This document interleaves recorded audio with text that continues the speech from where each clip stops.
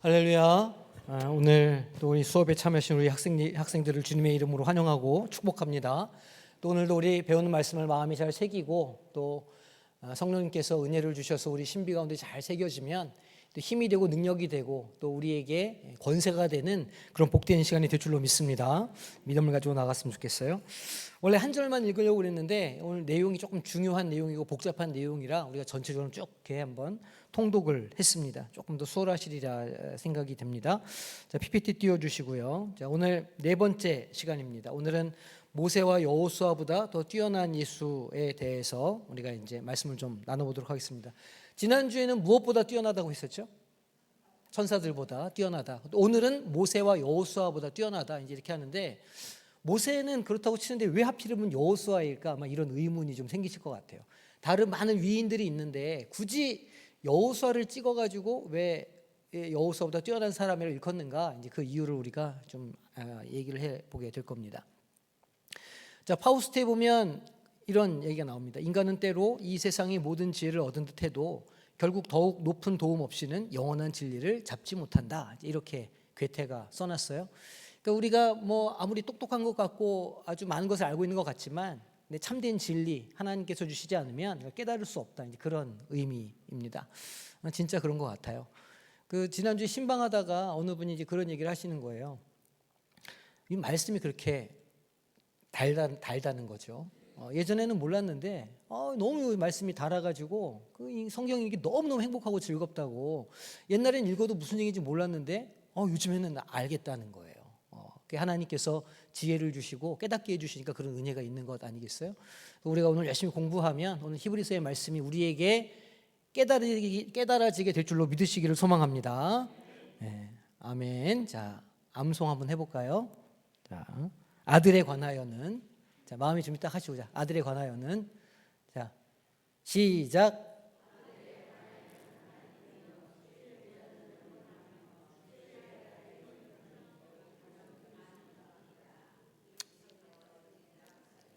예, 짧아가지고 좀 하기가 수월하셨으리라 이렇게 생각이 됩니다. 자, 지난주 우리 복습을 좀 해볼게요. 예수님이 천사보다 뛰어나신 분으로 묘사된 이유를 우리가 얘기를 했었는데, 너는 내 아들이라 라는 말씀을 성경의 어느 구절을 두 가지를 들어서 논증을 했었어요. 어디랑 어디였었죠 그게? 그렇죠. 시편 2편 7절 말씀이랑 사무엘하 7장 14절 말씀을 이용해서 예수님이 하나님의 아들이시다라고 이제 논증하는 것을 우리가 지난주에 다뤘습니다. 자, 두 번째, 천사는 섬기는 영이지만 예수님은 어떤 존재인가? 어떤 존재라고 그랬어요? 살아계시냐? 지난주에 배운 내용으로 해주세요. 하나님의 아들, 왕, 하나님 보좌 우편에 앉아 계시는 분이다. 이런 얘기 했었어요. 창조주시다. 처음에 창조될 때 그분이 함께 계셨다 이런 얘기 했었고, 왕 되신 분이시고 지금은 하나님 보좌 우편에 앉아 계신 아들 되시는 분이시다. 우리가 이제 지난주에 그런 이야기들을 했었습니다. 그래서 천사보다 뛰어나신 분이다. 그렇게 이제 우리가 이야기를 했습니다. 자, 오늘은 우리가 몇 가지를 다룰 건데, 첫 번째로는 오늘 우리가 읽은 그 본문을 통해서 예수님이 모세와 여호수아보다 뛰어나신 이유가 무엇인지를 우리가 이제 배우게 될 거예요. 왜 모세보다 여호수아보다 뛰어나다고 말하는가? 왜 하필이면 모세와 여호수아인가? 그 얘기를 우리가 좀 다뤄보겠습니다. 그리고 또 구약에서 모세와 여호수아가 안식을 우리에게 줬다고 오늘 히브리서가 말하는데, 그 안식은 무엇이며 또 그것이 왜 불완전했는가 살펴보고, 그러면 참된 안식은 누가 주는가? 바로 예수님이 주신다. 이제 그런 이야기를 오늘 히브리서가 하고 있는데 그 얘기로 살펴보겠습니다. 그리고 마지막으로 그 완전한 안식, 그 영적인 안식이 오늘 우리의 믿음과 삶에 어떻게 적용될 수 있는가, 그것이 우리에게 어떤 의미가 있는가, 이렇게 세 가지 포인트를 잡아서 공부를 좀 해보겠습니다. 자, 내용을 좀 요약해 보면요. 먼저 첫 번째 3장 1절에서 6절까지 말씀에 모세는 하나님의 집에서 뭘까요? 뭐라 그래요? 충성된 종이라 이렇게 기록합니다. 모세는 충성된 종이구나. 그리고 예수님은 그 집을 세우신 그 주인이라는 거예요. 모세가 열심히 충성스럽게 뭘 감당했지만 모세는 주인이 아니었다는 거예요. 모세는 종이었다는 거예요.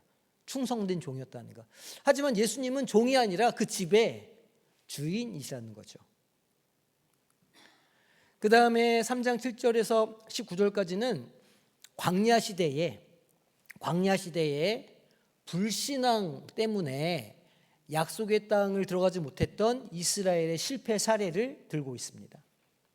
그 지도자가 누구였어요? 40년 동안 헤맸을 때 지도자는 모세였다는 말이에요. 그 시편 95편 7절에서 11절 말씀인데, 이게 이제 오늘 우리 이 히브리서가 차용하고 있는 본문이기도 하고, 이 시편 95편의 말씀을 바로 보면 이렇게 써 있어요. 너희는 무리바에서와 같이 또 광야의 마사에서 지냈던 날과 같이 너희 마음을 어떻게 하지 말라고요? 완악하게 하지 말라. 완악한 게 어떤 거죠? 마음을 어떻게 하는 거예요? 완악하는 게 쉬운 말로 마음을 닫는 거예요. 그러니까 마음을 닫아서 누가 무슨 얘기를 해도 안 듣는 거예요. 그러니까 누가 맞는 얘기를 하고 누가 옳은 얘기를 하고 누가 복음 전하는 이야기를 해도 내가 뭐 기분이 나쁘거나 뭐가 어떤 이유로 내 마음을 딱 닫는 거예요. 그러면 그 아무리 좋은 소리도 나에게 들어올 수가 없죠. 그 마음을 완악하다 이렇게 표현해요.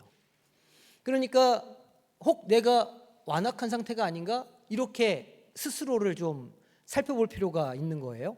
완악하게 하지 말라는 겁니다. 그때가 언제냐면 그 마음이 완악하게 했을 때에 너희 조상들이 내가 행한 일을 보고서도, 이 조상들이란 출애굽 1세대가 하나님께 행한 일들이 뭔지를 너희들이 안다 그 얘기예요. 나를 시험하고 조사하였도다. 그러니까 하나님을 계속 테스트했다는 거예요. 하나님은 언제까지 하나님이 참으시나 보자, 뭐 이런 셈이겠죠. 내가 40년 동안 그 세대로 말미암아 근심하여 이르기를 그들은 마음이 미혹된 백성이라.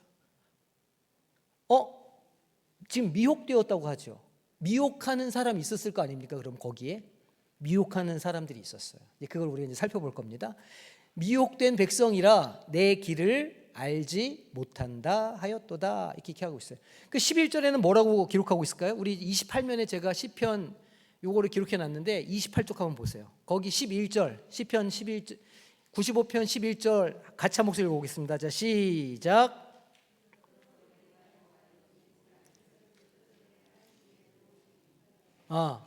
어떻게 해요? 들어오지 못하리라.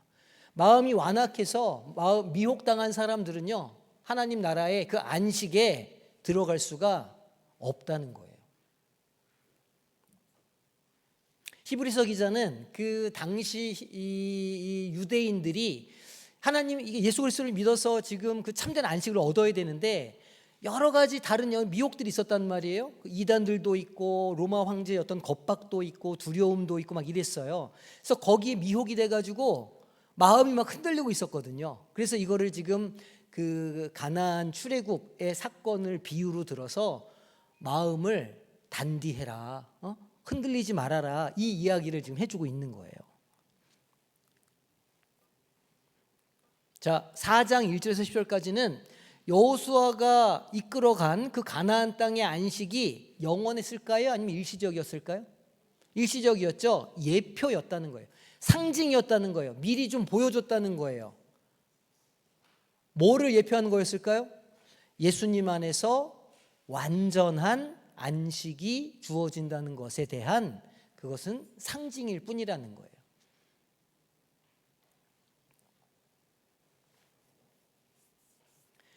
가나안 땅은 하나님께서 약속해 주신 땅이에요. 이 히브리 민족들은 출애굽한 이후로 계속해서 전쟁을 겪어요. 그 광야에서도 계속 전쟁을 겪었고 이스라엘 가나안 땅에 들어갈 때도 계속 정복 전쟁을 치러야 했어요. 이 하나님께서 말하는 안식은 어떤 상태를 말하냐면 샬롬의 상태. 샬롬의 상태가 뭐냐면 전쟁이 없는 상태를 말하거든요. 그러니까 여호와 샬롬 이렇게 하면 그게 하나님은 평화의 왕이십니다 이런 의미지만 거기는 어떤 의미가 깔려 있냐면 하나님께서 전쟁에 능하신 왕이기에 하나님이 함께 하시는 전쟁에서 승리하고 나면 그 대가로 평화가 주어진다, 그런 의미가 여호와 샬롬에 숨어 있거든요. 그러니까 지금 완전한 안식이 주어진다는 건 하나님께서 그 땅에 더 이상 전쟁이 일어나지 않게 해주시겠다, 그런 의미가 여기에 담겨 있어요. 그런데 그 땅에서 전쟁이 계속 없었을까요? 계속 있었어요. 계속 있었고 이민족들의 침입이 있었고 결국에는 전쟁으로 다른 나라의 침입으로 나라가 없어지는 일들도 겪게 되거든요. 그러니까 그 가나안 땅에 들어간 건 임시적인 안식이에요. 그러면 진정한 안식은 언제 찾아올까요? 우리 가운데. 진정한 전쟁은 언제 끝날까요? 주님이 다시 오실 때, 우리가 하나님 나라로 갈 때 진정한 전쟁의 끝을 볼 수 있고 우리는 그때 영원한 샬롬의 상태, 안식으로 들어갈 수가 있다는 거예요. 이제 히브리서 기자는 구약의 그 안식 사건을 보면서 이제 이런 영적인 의미로 이걸 지금 해석해내고 있는 거예요. 이렇게 해석하는 걸 알레고리라고 말하거든요. 근데 이 알레고리로 해석을 잘못하면, 이 성경은 이걸 지금 히브리서는 이걸 알레고리로 해석하니까 우리가 그냥 그렇게 봤지만, 실제로 성경을 알레고리로 1대1로 뭐 비유하는 거야 이렇게 해석하면 뭐로 가냐면 신천지로 가요. 그래서 요거는 성경에 나와 있는 알레고리는 그렇게 우리가 이해하지만 성경을 개인적으로 이렇게 1대1 비유로 잡아가지고 이렇게 비유를 하기 시작하면 뭐 새는 뭘 가리키고 뭐 그런 거 있죠. 뭐 짐은 뭐고 뭐 이런 식으로 이렇게 해놓으면 이상하게 빠질 수 있다. 그건 기억하시고, 어쨌든 지금 히브리서는 알레고리를 사용해서 우리에게 영적 진리를 알려주고 있어요. 마지막 단락에서는 하나님의 말씀이 살아있다, 운동력이 있다. 그 말씀이 우리 가운데 있으면 그 말씀을 붙잡고 살아야지, 그 말씀을 놓쳐서 흔들리면 안 된다. 그 말씀 앞에 서라. 그게 우리가 안식에 들어갈 수 있는 길이다. 이렇게 설명을 하고 있는 겁니다. 맥락이 이제 그렇게 흘러가는 거예요. 자, 그러면 핵심을 좀 요약해 보면 모세와 예수님을 비교하고 있어요. 위대한 종은 누구라고요? 모세예요. 그럼 집 주인은 누구라고요? 예수님이라고. 이 첫 번째 핵심 이 포인트는 뭐냐면, 모세는 그냥 그 집의 종일 뿐이었구나. 근데 예수님은 그 집의 주인일 뿐더러 심지어 그 집을 뭐 하신 분이에요? 지으신 분이에요. 창조주시니까. 지금은 그 비교를 하고 있는 겁니다. 아까 모세는 하나님께서 지으신 세계에 하나님의 섭리를 따라서 충실하게 사명을 감당했지만, 예수님은 바로 하나님이시기 때문에 예수님은 그 집의 주인이시다. 당연히 모세의 주인이 누구겠어요? 그러면 그 종의 주인이 예수님이시겠죠. 그런 논리가 가능한 겁니다. 두 번째, 여호수아와 예수님을 비교해요. 여호수아가 인도한 가나안에 뭐요? 가나안에서 뭘 누릴 수 있었어요? 그렇죠. 안식을 누릴 수 있다 그랬잖아요. 가나안의 안식은 제한적이었다는 거예요. 역사적인 사건이긴 했지만, 하지만 그 안식은 영원하지 않았어요. 그 땅을 차지할 때에도 전쟁, 피비린내 나는 전쟁통이었고, 그 땅 안에서 살아가는 내내 그 이민족들이 침입을 받아야 했고, 전쟁이 끊어지지 않았어요.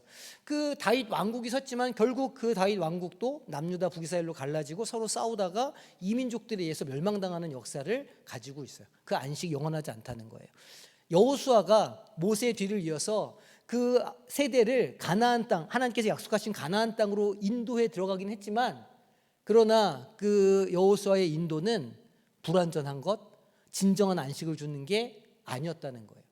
그러면 진정한 가나안으로 인도해 주시는 분은 누구라는 거예요? 예수님이라는 거죠. 예수님이 영적인 안식을, 눈에 보이고 이 세상에 있는 어떤 것으로 안식하는 게 아니라 영적으로 완전한 안식을 누릴 수 있게 해 주신다는 거예요. 그러면 그 모세의 시대 또 여호수아의 시대에 왜 그들은 참된 안식을 얻지 못했는가? 참된 안식을 얻지 못했잖아요. 불신앙을 가지고 있었다는 거예요. 자꾸 말씀에서 벗어났다는 거죠. 광야의 불순종 사건 때문에 예수님을 믿지 않는 불신앙 역시도 더 큰 손실을 가져오게 될 거다. 그러니까 예수님 말씀을 떠나지 말아라. 지금 막 신도 여러 가지 신, 막 로마의 어떤 권세 있는 어떤 그런 왕들의 압제, 이런 여러 가지의 그 혼란 속에서 사람들이 막 헷갈려하니까 그렇게 하지 말라. 지금 이렇게 경고를 주고 있는 거죠. 불신앙에서 중간에 떨어져 나가면 안 된다. 이 이야기를 지금 하고 있는 거예요. 자, 그럼 우리가 본문으로 좀 들어가 보도록 하겠습니다. 자, 1번 문제. 자, 히브리서 3장 5절 6절 말씀에서 모세는 하나님의 집에서 어떤 역할을 했으며 예수님은 그 집에서 어떤 신분으로 묘사되고 있죠? 우리가 지금 했어요. 모세는 그 집에서 충성스러운 종이고요. 예수님은 그 집을 세우신 주인, 아들이다. 아들이 하나님의 아들이라고 이제 표현을 하죠. 그럼 집은 뭘까요? 집을 세운 아마 이 히브리서를 처음 받는 사람들은 집 그러면 아마 하나님의 성전이 생각났을 것 같아요. 왜냐하면 그 이스라엘에 있어서 그 성전은 그들의 신앙의 전부였어요. 그러니까 하나님의 언약궤가 있었던 그 장막부터 시작해서 모세가 세운 첫 번째 모세의 성전이 있었죠. 그러니까 이스라엘 사람들은, 이 히브리 민족은 성전 중심의 삶을 살았거든요. 성전이 그들의 인생의 다였어요. 그러니까 하나님이 솔로몬이 그 하나님의 성전을 짓는데 뭐라 그러냐면 내가 손으로 지은 이 집에 하나님이 거하시겠느냐 이렇게 기도하잖아요. 그러니까 아마 이 사람들은 그 성전을 생각했을 거예요. 처음에 첫 독자들은. 근데 히브리서 기자는 지금 그 집은 건물이 아니다라는 거예요. 그 집은 뭐라는 거냐면 믿음의 공동체라는 거예요. 믿음의 공동체 뭡니까? 그걸 뭐라고 불러요? 믿음의 공동체를 우리는 그걸 교회, 에클레시아라고 부르는 거예요. 그러니까 그 집의 주인이 이 집의 머리 대신 예수님이시니까 집을 지으신 분도 그 집의 주인도 예수님이시고, 하지만 모세가 우리 신앙 가운데 분명히 중요한 인물이긴 하지만 그 사람은 하나님이 이 땅 가운데 하나님의 교회를 세워나가신 그 역사 가운데, 섭리 가운데 그저 중요한 역할을 감당했던 종 중에 한 사람이었다라고 말하고 있는 거예요. 자, 모세는 율법과 구원을 무엇으로 전달했을까요? 율법과 구원을 뭘로 전달했을까요? 예표적으로, 상징적이라고 써도 되는데 신학적으로는 예표 이렇게 말합니다. 예표는 예수님을 구약 시대에 미리 상징적으로 드러낸다, 그런 뜻이에요. 그러니까 율법과 구원을 예표적으로 전달하는 역할을 맡았지만 예수님은 율법과 구원의 뭐예요? 실체예요, 실체. 그죠? 예수님이 구원의 실체시잖아요. 예수님이 하나님의 권세의 실체시고 예수님이 하나님의 우리를 향하신 사랑의 실체잖아요. 그러니까 모세는 그 실체를 살짝 엿본 다음에 그거를 율법으로 또 이렇게 이런 어떤 그런 말씀으로 이렇게 해서 보여줬지만 신약 시대에는 그렇게 할 필요가 없는 거예요. 왜냐하면 모세가 봤던 그 실체, 그게 예수 그리스도시니까. 그래서 예수님이 본체요. 구약은 뭐라고요? 히브리서 처음에 얘기할 때 구약은 어른어른 거리는 그림자라. 예수님을 이렇게 예수님을 비치는 그림자라. 그게 구약이라. 그 얘기를 하는 거예요. 그러니까 모세도 열심히 그 그림자를 그렸던 사람이라고 볼 수 있는 거죠. 자, 2번 질문. 자, 히브리서 4장 8절 9절을 보면 여호수아가 준 안식이 이미 완전했다면 어떤 결과가 있었을 것이라고 말하고 있을까요? 만약 여호수아가 그 가나안 땅에 들어가서 거기에서 완전한 안식이 이루어졌다면 더 이상 뭘 하지 않았을 거라는 거예요. 그게 무슨 말이냐? 만약 여호수아가 준 안식이 완전한 것이었다면 그 뒤에 다른 안식을 언급할 필요가 없다는 거예요. 그 뒤에 누가 또 다른 완전한 안식을 언급했을까요? 시편 기자가 그걸 언급하는 거예요. 안식할 때가 하나님의 백성에게 뭐 한다고요? 남아있다고. 그때는 가나안 땅에 들어갔을 때에는 마치 그곳에서 여호와 샬롬 평안을 누릴 것 같았지만 그렇지 않다는 거예요. 그때의 안식은 그림자에 불과하고 예표에 불과했다는 거예요. 진정한 안식은 아직 성도들에게 남아있다는 거예요. 시편 기자가 말하는 것처럼.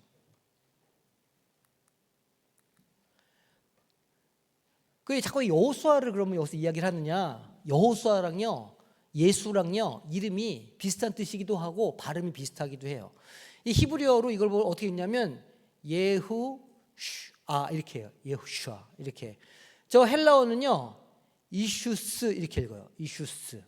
그러니까 여호수아나 예수나 거의 발음이 비슷하거든요. 그러니까 여호수아를 예수님의 예표로 많이 봐요. 발음이 비슷하고 이렇게 하니까. 그리고 민족을 이끌고 가나안 땅으로 들어가는, 말하자면 천국으로 들어가는 그런 이미지를 갖고 있기 때문에 이 두 사람을 그렇게 비유해서 상징적으로 예표로 사용하는 거예요. 여호수아라는 이름을. 그런데 역사적 여호수아는 그 가나안 안식에 들어가긴 했지만 영원한 안식이 아니라 영원한 안식의 그림자에 불과했다는 거예요.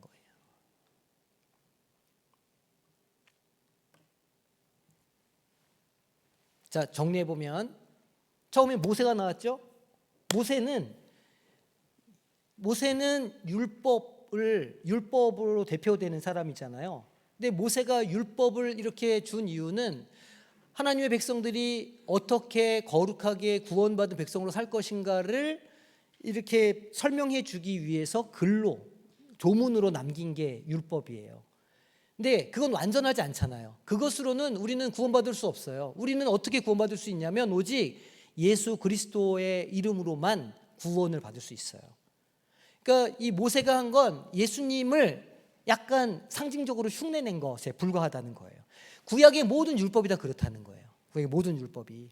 그럼 여호수아는 이름이 비슷해서 여호수아가 그 백성을 가나안 땅으로 이끌고 들어가서 그들에게 안식을 주는 사람처럼 그렇게 묘사가 되지만 실제로 여호수아가 준 안식은 완전하지 않았다는 거예요. 완전한 안식은 예수님을 통해서만 얻을 수 있다는 거예요. 영적인 안식을 얻을 수 있다는 거죠. 그러니까 여호수아는 그림자에 불과해. 모세와 여호수아는 그림자에 불과했다라고 지금 히브리서는 우리에게 얘기를 해주고 있습니다.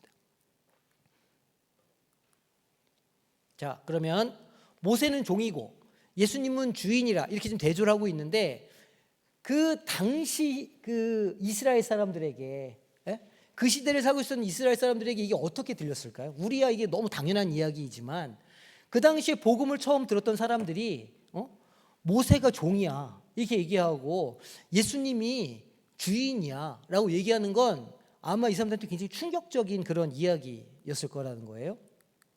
그래서 유대인들이 위대하게 여겼던 누구조차도요, 모세조차도 하나님이 지으신 집에서 종의 역할을 감당할 수밖에 없었다는 거예요. 하지만 예수님은 그 집의 주인으로 훨씬 더 높은 신분을 가지신다. 그러니까 이제 이 첫 번째 독자들이 듣기에는 모세와 예수님도 비교할 수가 없네. 모세는 그저 종에 불과하고 예수님이 하나님의 아들이시니까 예수님이 그 집의 주인이시네. 종과 주인의 관계네. 이런 그게 아주 정확하게 그들에게 아마 전달이 되었을 것 같아요. 민수기 12장 7절을 보니까 내 종 모세와는 이렇게 말씀하시거든요. 내 종 모세와는 그렇지 아니하니 그는 내 온 집에 충성함이라 이렇게 말씀하고 있어요. 이 앞에 민수기 12장 3절에 무슨 얘기가 나오는지 아시나요? 민수기 1, 2, 3. 모세는 성품이 어떻다고요? 온유하기로 온 땅의 모든 사람보다 더하더라. 이렇게 이제 모세를 칭찬하시는 장면이 나오거든요. 근데 모세가 진짜 성격이 착한 사람이 아니었어요. 모세가 어떻게 왕궁에서 나가게 됐을까요? 사람을 왜 죽였어요? 홧김에. 사람 홧김에. 그리고 그 온화한 사람이 그럴 수 없잖아요. 그리고 하나님께서 저 지팡이를 이렇게 막대기로 가리켜서 너희 지팡이로 가리켜서 물을 내라 이렇게 했는데 마스와 무리바에서 그 지팡이로 어떻게 했어요?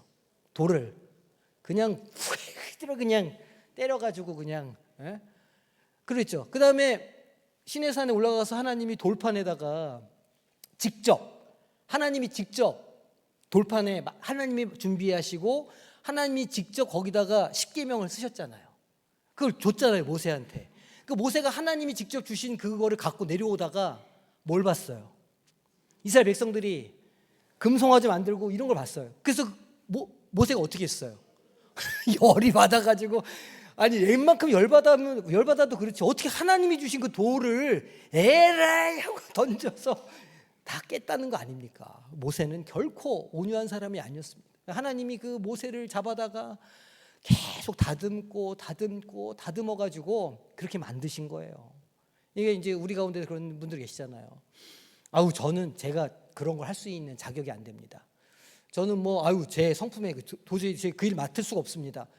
그 성품돼서 맡는 사람은 아무도 없고요. 할 수 있는 자격이 있어서 하는 사람이 아무도 없어요. 그 일 맡아놓으면 하나님이 어떻게 하신다는 거예요? 그거 하도록 능력도 주시고 할렐루야. 그 일을 감당할 때 건강도 주시고 그래요. 안 믿는다. 오늘 믿음에 대해서 우리가 얘기하고 있는데 안 믿으시는 것 같으네. 그렇습니다. 그 하나님이 그렇게 만들어 가시는 거예요. 그래서 이제 이 말씀이 모세는 그렇지 않다. 그는 온 내 집안에 충성합니다. 충성하게 누가 만들었을까요? 하나님이 만드신 거예요. 일단 그걸 아셔야 됩니다. 율법과 출애굽의 지도자인 모세를 존중해라. 하지만 그 모든 것을 궁극적으로 완성하시는 분은 예수님이다라고 가르쳐주고 있는 거예요.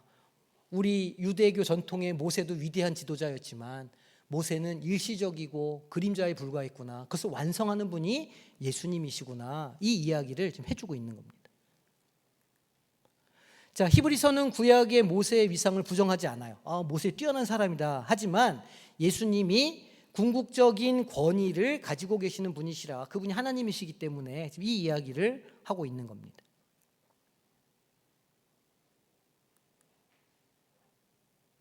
이것은 유대교로 다시 돌아가려고 하는 그 첫 번째 독자들한테 예수님을 떠나면 더 큰 분을 놓치는 거야. 진짜 우리의 왕 되신 분을 잃어버리는 거야 라고 경고하고 있는 거죠. 그러니까 그 당시에 지금 그 유대인들이 어떻게 하고 있었다는 거예요? 예수를 만났던 유대인들이 자꾸 유대교로 돌아가려고, 율법으로 돌아가려고.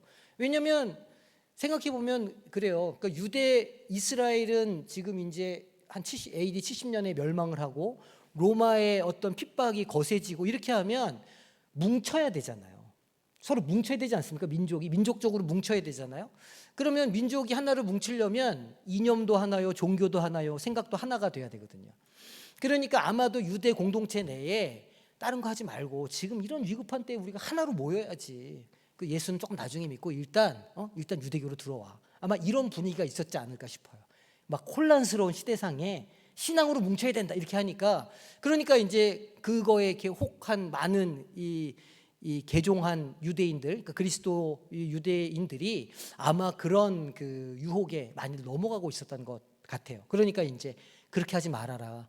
그거는 믿음을 잃어버리는 행위고 불신앙이고 마치 광야에서 하나님을 대적했던 것 같은 그런 행동이다라고 경고를 하고 있는 겁니다. 자, 그러면 여호수아가 가나안 땅으로 이끈 안식, 여호수아가 가나안 땅으로 안식을 이끌었어요. 예수님이 주신 안식과 지금 구별하고 있는데 여기에 어떤 차이가 있느냐는 거예요. 여호수아가 주는 뭐요? 안식은 역사적이고 지리적인 그 가나안 땅을 차지하는 수준으로 제한되었어요. 그러니까 그 땅에 젖과 꿀이 흐르는 땅에 들어가는 것이 최종 목적이었어요. 여호수아는 그 백성들의 심령에 위로가 있고 그들이 영적으로 자유함을 얻고 이런 거에는 관심이 없었어요. 여호수아가 맡은 이 사명은 뭐였냐면 그 백성들을 이끌고 하나님이 약속하신 가나안 땅에 물리적으로 들어가는 게 최우선 목적이었다는 거예요. 그걸 이루었을까요? 이루지 못했을까요? 이루었죠. 여호수아가 그 정복 전쟁에 승리했어요. 그래서 그 땅을 다 하나님 약속하신 땅을 다 차지했어요. 하지만 그 땅에 사는 거민들을 다 몰아냈을까요? 몰아내지는 못했어요. 많이 남아 있었어요. 그래서 이제 거기서 혼합돼서 아마 살아갔겠죠. 그런데 예수님께서 주시는 안식은 달라요. 그거는 그냥 우리가 주일날 교회 와서 교회에서 기쁘고 행복한 그 정도의 안식을 주시는 게 아니에요. 주님께서 주시는 안식은 무엇이냐면 죄에서 자유케 하는 영적이고도 영원한 안식이에요. 로마서에서는 우리가 자유를 얻었다를 얘기해요. 죄로부터, 죽음으로부터, 그리고 우리의 자아로부터 우리가 자유를 얻었다. 이렇게 이제 표현을 하는 겁니다. 그래서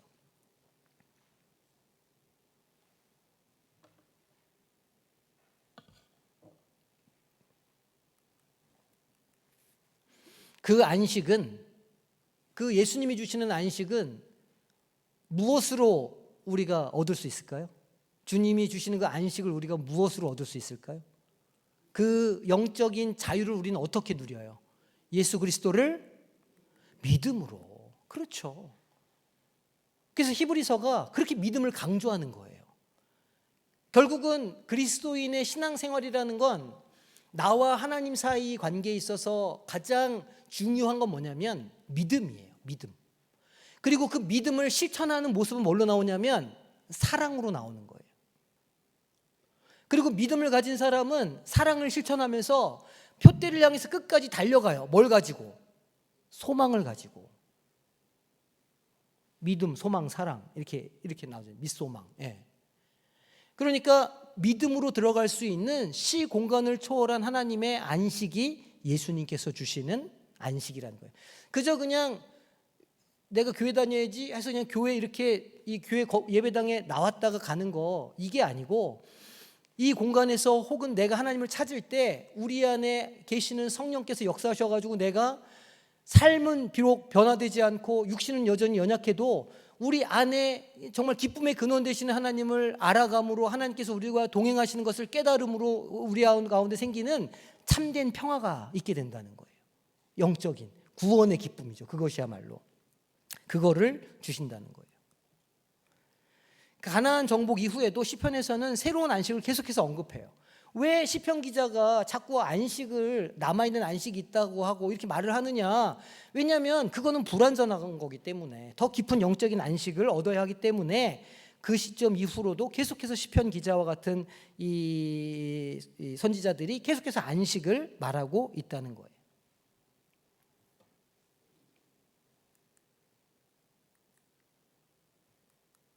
자, 그러면 모세와 여호수아가 역사적으로 이스라엘 백성에게 중요한 역할을 분명히 감당했는데 결국은 종으로서 그리고 예표적인 안식을 주는 것에 불과했다는 거예요. 그러면 우리는 그 참된 안식을 예수님 안에서 어떻게 이해하고 누릴 수 있을까? 그럼 참된 안식을 아까 이제 우리가 믿음으로 얻을 수 있다고 했는데 구체적으로 그럼 어떻게 하라는 것이냐는 거예요. 예수님을 우리 믿음에 무엇으로 고백해야 될까요? 주인으로 고백하는 거예요. 내가 예수님을 믿고 그리고 내가 믿음으로 살아가는데 내 삶이 이제는 나의 것이 아니에요. 나도 모세와 똑같아요. 나도 여호수아와 똑같아요. 나도 이제 종이에요. 내 삶의 주인은 누구예요? 예수 그리스도예요. 내 삶의 주인이 예수 그리스도면 우리는 뭐처럼 살아야 되냐면 예수님의 그림자처럼 살아야 돼요. 그걸 보고 예수님께서 뭐라고 했냐면 나를 기념하라 이렇게 말씀하셨고 그 기념이 뭐라고요? 헬라어로 아남네시스. 아남네시스가 그림자 그런 뜻이라고 말씀 주셨잖아요. 그러니까 이제 내가 예수님을 믿는다고 하는 것은 내가 예수님을 나의 주인으로 믿고 고백한다는 것은 내 삶이 예수님의 그림자처럼 예수님의 삶을 재현하는 삶으로 살아가야 함을 말해주고 있는 거예요. 그렇게 할 때 죄의 짐과 불신앙을 내려놓을 수 있고 참된 평안과 안식을 경험할 수 있게 된다는 거예요. 예수님께서 뭐라고 그러셨냐면 수고하고 무거운 짐진 자들아 다 내게로 오라. 내가 너희를 쉬게 하겠다고 말씀해 주시는 거예요. 그러니까 이제 우리가 이제 영적으로 좀 상상을 해보면 일주일간 바깥에 나 세상 살 때 얼마나 힘들고 괴로운 일들이 많습니까? 믿음도 흔들리고 막 고민도 많고 내가 이렇게 해도 되나 여러 가지 갈등도 있고 그래서 점점 우리 막 어깨에 점점 짐들이 막 이렇게 무겁게 쌓여가는 거예요. 말하자면 영적으로 보면 그러면 이제 주님 앞에 나아갈 때 우리는 그 짐들을 어떻게 해야 됩니까? 주님 앞에 다 내려놔야 돼요. 그걸 주 앞에 다 내려놓고 우리는 가볍고 기쁘고 즐거운 마음으로 다시 세상으로 나아가는 거예요. 근데 세상에 나아갈 때 그 짐을 다시 싸들고 가시는 분들도 있어요. 교회 와가지고 주님께 그 내가 일주일 동안 있었던 그런 어떤 고통들, 괴로움들을 다 내려놓고 이젠 주님께서 나에게 안식을 주셨다 믿음으로 선언하고 가야 되는데 그 이제 예배 끝나고 주여 하고 난 다음에는 갈 땐 다시 이제 그거 한 개, 두 개 다시 다 어깨다가 다 이렇게 메고 다시 그러고 이제 가시는 거예요. 그 주님 뭐라고 하시냐면 그렇게 하지 말라는 거예요. 다 내게로 와라. 내가 너희를 쉬게 내가 그 짐을 내가 대신 져주겠다. 내 멍에는 가볍다. 이렇게 말씀하시는 거 아닙니까? 그러니까 우리가 누려야 할 안식은 영적인 안식이에요. 가나안 땅처럼 외적인 환경만이 바뀌는 게 아니라 우리 영혼의 내면 깊은 곳에서 정말 참된 휴식을 얻고 하나님을 가까이 하는 관계로 나아가야 한다는 거예요. 그런 면에서 좀 자기 자신을 돌아보셔야 돼요. 나는 정말 주님과 동행하는 삶을 삶으로 내 마음에 자유가 있나? 평안이 있나? 그건 어떻게 알 수 있냐면 내가 걱정하고 근심하는 일이 많은가 아닌가를 보시면 돼요. 일주일에 내 삶에 걱정하는 일이 얼만큼이며 근심하는 일이 얼만큼이며 그걸 한번 생각해 보세요. 당장 오늘 저녁부터도 이제 집에 가시면 또 근심하기 시작하실 거 아닙니까? 여러 가지 근심, 별의별 근심들이 다 있으실 거예요. 그러니까 이제 저는 항상 그런 얘기를 하는 거죠. 기도 노트를 만드셔가지고요, 근심이 이렇게 올라오면 적으세요. 그 기도해요, 하나님 앞에. 그리고 그거 근심하지 않는 거예요. 그리고 이렇게 성경을 읽거나 기도의 자리에 있거나 그러면 막 그런 생각들이 우리한테 막 올라오거든요. 막 걱정, 근심. 그러면 다 적어요. 적고 하나님께 올려드려요. 하나님께 맡겨드려요. 하나님, 이거 제 걱정인데 제 이 고민을 좀 받아주세요. 그리고 걱정하지 말아요. 어떻게 걱정 안 하느냐고. 그럼 걱정을 하면 일이 잘 됩니까? 그거 붙잡고 있으면 머리카락이 더 자라요? 머리카락은 자라는구나, 저절로. 그러니까 이게 우리가 근심하고 걱정한다고 해서 일이 잘 되거나 일이 안 되거나 그렇지 않거든요. 우리 인생의 주권이 하나님께 달려있고 하나님의 섭리에 달려있는 것이기 때문에 하나님이 오케이 하시면 되는 것이고, 하나님이 기다려 하면 우리는 참아야 돼요. 그게 그리스도인들의 삶이죠. 근데 그 되는 일 안 되는 일을 보면서 우리는 그냥 바둥바둥 하는 거예요. 이거 안 되면 어떡하나, 저거 안 되면 어떡하나, 우리 애들 어떡하나, 내 건강은 어떡하나, 내 근심 걱정에 사로잡혀 살아요. 그렇게 하지 말라는 거예요. 히브리서 4장 11절, 그 안식에 들어가기를 힘쓰라는 거예요. 그 주님께 맡겨드리라는 거예요. 주님, 우리가 예수님을 왜 믿습니까?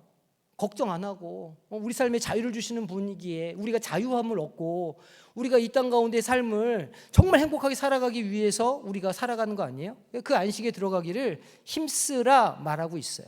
믿음의 순종을 통해서 영적으로 쉼을 얻을 수 있게 된다는 거예요. 생각해 보면 걱정 근심하는 것도요, 불순종입니다.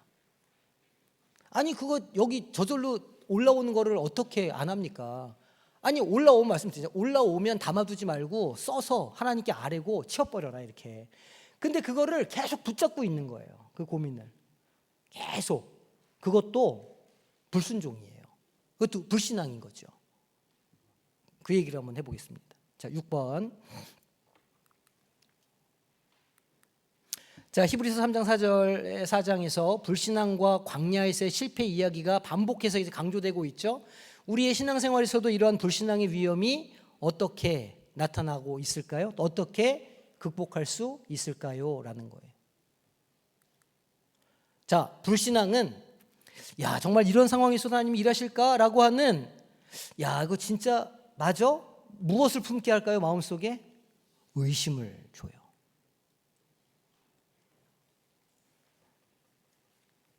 하와한테 사탄이 뭐라 그랬어요? 너 저거 먹으면 눈이 밝아져. 누구처럼 돼? 하나님처럼 돼. 뭐 하는 거예요 지금? 하나님이 너한테 다 안 주셨어. 하나님이 너를 좀 덜 사랑하시는 것 같아. 하나님의 사랑을 의심하게 만들었어요. 자, 하나님의 사랑을, 하나님의 그 일하심을, 하나님의 완전한 주권을 우리가 믿지 못하고 의심하는 순간 뭐가 시작되느냐? 불평과 원망이 나와요. 그렇죠? 다 경험해 보셔서 아시잖아요.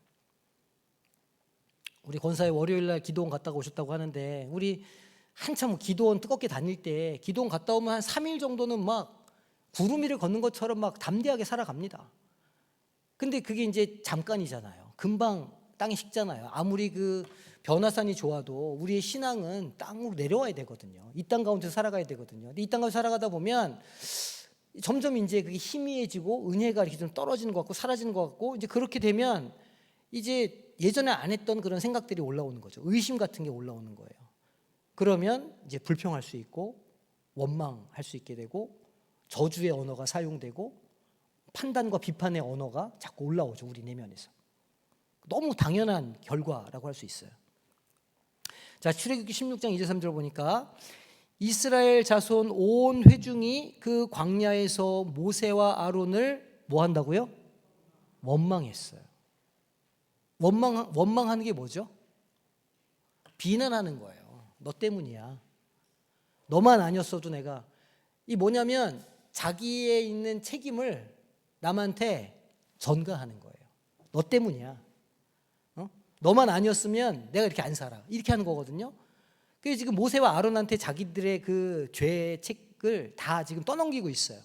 3절에 이스라엘 자손이 그들에게 이르되 우리가 애굽 땅에서 고기 가마 곁에 앉아 있던 때와, 실제로 이 사람들은요 고기 가마 곁에 앉아 있었던 때가 없어요. 근데 그때의 향수가 너무 진해가지고 마치 자기네들이 고기 가마 있었던 거라고 그렇게 착각하고 있는 거예요.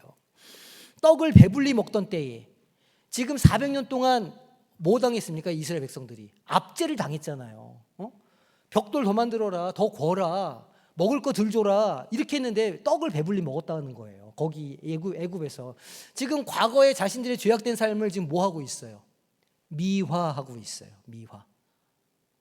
지금 삶을 너무 원망하고 싶으니까 예전에 못했던 삶이 더 괜찮아 보이는 것처럼 이렇게 불순종하고 있는 거예요. 그때 우리가 죽었으면 좋았을 걸. 그때 하나님 우리를 죽이셨으면 좋잖아. 배불리 먹다가 때깔도 좋게 가면 좋잖아. 이렇게 얘기하고 있는 거예요. 근데 니네 둘이 우리를 광야로 인도해내서 이 온 회중이, 우리 모두가 다 어떻게 죽게 되었다고요? 줄여 죽게 되었다고, 굶어 죽게 되었다고. 혹 그런 이렇게 아주 그 신랄한 표현이 아니더라도 이렇게 하나님을 원망할 때가 있지 않으십니까? 혹시 내가 입으로는 이렇게 하진 않아도 내 마음으로, 내 행동으로 내가 하나님께 불순종할 때가 있지 않나? 이거 우리 되게 심각하게 살펴봐야 돼요. 왜냐하면 그렇게 한다는 걸 내가 어떻게 아냐면요, 우리 마음에 계속해서 두려움과 의심과 불안과 원망과 저주가 있기 때문이에요. 우리 마음에 여전히 그게 있잖아요. 그러니까 우리는 우리 마음에 있는 그것들을 보면 우리가 아직 하나님의 말씀에 온전히 믿음을 갖지 못하고 있구나, 스스로를 알게 되죠. 판단하실 수 있잖아요. 오늘 화를 몇 번이나 내셨습니까? 어제 몇 번이나 남을 비판하셨습니까? 그제 뒤에서 막 얼마나 많이 흉을 보셨습니까? 그러니까 이게 우리도 지금 뭐 하고 있다? 불순종하고 있다. 이걸 우리가 겸허하게 인정을 해야 되는 거죠. 자, 그다음 이것을 극복하려면 뭐를 더 귀를 기울여야 돼요? 뭐에? 그렇죠. 하나님의 말씀에 우리가 귀를 기울여야 돼요. 그러니까 막 이렇게 앉아 있으면 막 별의별 막 생각들이 막 떠오르시면 뭐 하라고요? 그 성경 읽으세요. 그냥 그 시간에 성경을 읽다 보면 하나님 주신 음성도 듣고 마음의 담대함도 생기고 믿음도 생기고, 우리가 영적으로 이길 수 있잖아요. 그러니까 마음에 두려움이 생긴다, 뭔가 걱정이 올라온다 그러면 그거 붙잡고 있지 말고 그거 적어놓고 기도하면 하고, 그 걱정할 시간에 하나님과 교제를 하시면 돼요. 그러면 우리는 계속해서 앞으로 나가는 겁니다. 승리의 자리로 한 걸음 더 나아가는 겁니다. 그리고 옆에 누가 그렇게 되게 힘들어해요. 그럼 어떻게 하라는 거예요? 형제 자매를 서로 권면해라. 권면한다. 히브리어로 때 제가 가르쳐 드렸어요. 에베소서 할 때 권면한다는 파라클레이토스라고 하는 뜻이고 성령이라는 뜻이 거기 들어 있어요. 도우시는 분 할 때 파라클레이토스 이렇게 말하거든요.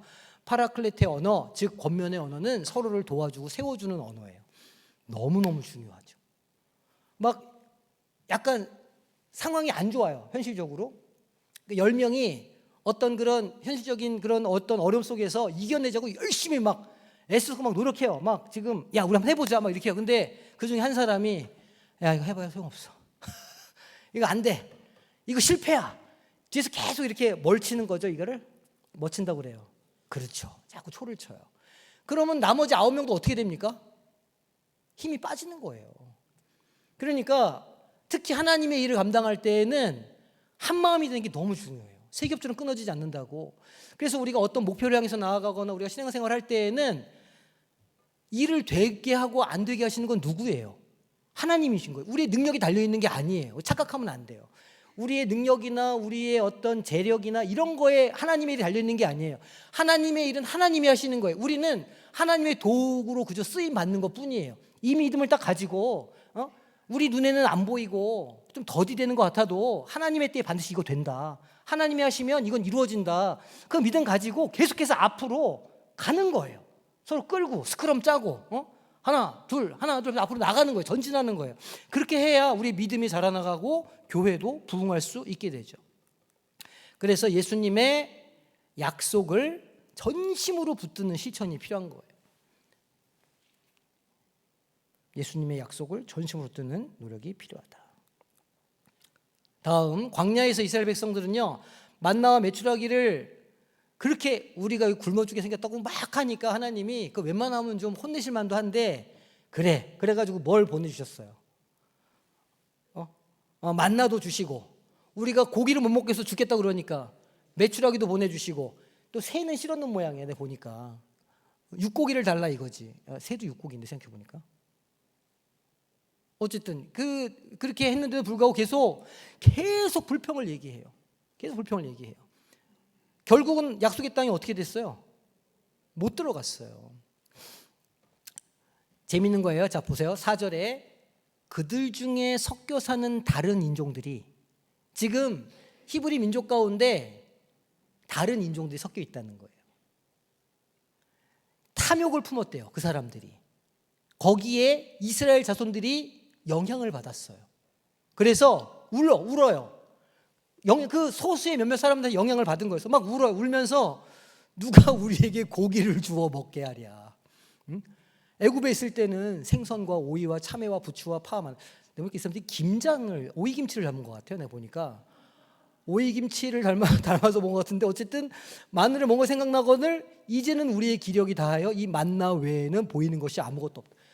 만나가 어떤 떡입니까? 만나가 사막 가운데 하나님의 능력으로 나타난 그들을 먹여 살린 것 아닙니까? 만나는 하나님의 은혜의 상징물인데 지금 뭐라고 말해요? 야, 이거 만나 쪼그리밖에 먹을 게 없다 우리가, 이렇게 말하는 거예요. 그 사람이 얼마나 간사합니까? 우리가 그렇게 간사한 존재들인 거예요. 결국은 약속의 땅에 들어가지 못했습니다. 아버지 1세대는 그 안식 근처에도 가지 못했던 거예요. 히브리서는 그 실패를 거울 삼아 믿음과 순종으로 참된 안식을 누리자고 뭐라고 있냐면 권면을 하고 있어요. 자, 지금 이스라엘 백성 중에 다른 사람들이 끼어 있었다 말하죠. 사실은 이 고센 지역에 그 히브리 이스라엘 그 아브라함 자손들만 모여 살았던 게 아니에요. 그들이 200만이 넘는 민족으로 자랄 때에는 그 지역에 굉장히 많은 외부의 사람들이 섞여서 살았어요. 출애굽할 때 순수한 혈통만 출애굽한 게 아닙니다. 되게 여러 많은 이민족들이 같이 나왔어요. 심지어는 애굽에서 조금 좀 사고 친 사람들, 기회가 좋잖아요. 약간 뭐 좀 문제가 있는 이런 사람들이 출애굽할 때 같이 나왔어요. 그걸 보고 뭐라 하냐면 잡족이라 이렇게 성경에서 표현하고 있는데, 이 잡족을 히브리어로 뭐라고 표현하냐면 헤브류 이렇게 표현합니다. 그러니까 히브리 민족은요, 그 순수한 혈통이 아니에요. 이름 자체가, 히브리라고 하는 이름 자체가 잡족이라는 어원에서 왔어요. 섞여 있는 무리들이다, 이런 뜻이에요. 그러니까 그 광야 가운데 그런 이제 혹은 다른 종교 아니면 혹은 어떤 다른 신앙을 가지고 있는 사람들이 섞여 있었고, 그 사람들로부터 시작돼서 불평 불만들이 점점 커지게 되고 공동체가 와해가 되는 그런 비극을 보게 되는 거예요. 그러니까 이제 이렇게 말씀드리면 공산주의도 아니고 어떻게 한 목소리를 내냐 그러실 수 있잖아요. 이거는 공산주의처럼 의견을 통일하라 그런 이야기가 아닙니다. 다른 의견이 있을 수 있죠. 그런데 서로를 살피고 서로를 아끼는 마음으로 그거를 다뤄야 돼요. 그런 문제들을. 제가 늘 말씀드리지만 갈등이 있으면 맞는 얘기도 그 안에 뭐가 담겨 있지 않으면, 사랑이 담겨 있지 않으면 귀에 안 들어요. 마음을 완악하게만 만들 뿐이에요. 마음을 완악하게 만들지 않으려면 먼저 사랑의 언어가 필요합니다. 권면의 언어가. 그래서 교회 안에서는 안 된다, 못한다 이런 게 아니라 할 수 있다, 더 해보자, 인내하자, 같이 가보자, 다시 도전해보자, 이런 긍정의 언어들이 반드시 필요하다는 거예요. 이거를 반드시 기억하셔야 돼요. 이걸 우리에게 알려주고 있어요. 자, 그러면 역시 토론할 시간이 없기 때문에, 자, 구약에서 모세와 여호수아는 위대한 지도자였지만 완전한 안식을 주지는 못했다고 우리가 배웠어요. 우리도 때때로 좋은 환경이나 훌륭한 지도자만 있으면 인생이 안식을 얻을 거라 생각하지만 그렇지 않다는 거예요. 잘 아시죠? 우리 삶에서 외적인 조건에만 매달려서 뭔가 좀 헛된 것을 우리가 추구하는 것은 아닌가 돌아볼 필요가 있다는 겁니다. 예수님 안에서 갖는 그런 영적인 안식은 실제로 우리의 삶에 어떤 변화를 줄 수 있을까? 우리가 그 영적인 안식을 얻기 위해서 어떤 일을 할 수 있을까? 한번 고민해 보셔야 돼요. 불신앙과 원망에 빠지기 쉬운 삶의 상황 속에서도 그 안식을 내가 어떻게 누리고 살아갈까를 한번 고민해 보시기를 바랍니다. 다음 주 공부할 때까지 숙제를 드릴게요. 암송 구절도 암송 구절이지만 암송 구절. 일단 암송 구절을 한 목소리로 제가 안식을 드리기 위해서 짧게 골라봤습니다. 자, 한 목소리로 시작. 하나님께서 나에게 주실 안식이 있다는 거예요. 나에게 주실 안식이 남아 있다는 거예요. 이번 주에도 우리에게 안식을 주기를 원하시고 우리는 하나님 앞에 나아가서 그 안식을 받을 권리가 있는 사람들이에요. 하나님의 자녀가 되었으니까 우리도. 그러면 그 하나님의 안식을 내가 받아 누리기 위해서는 무엇을 할 것인가? 그거를 고민해 보셔야 되는 거예요.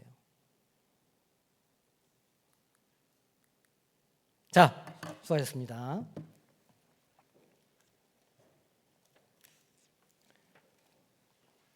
자.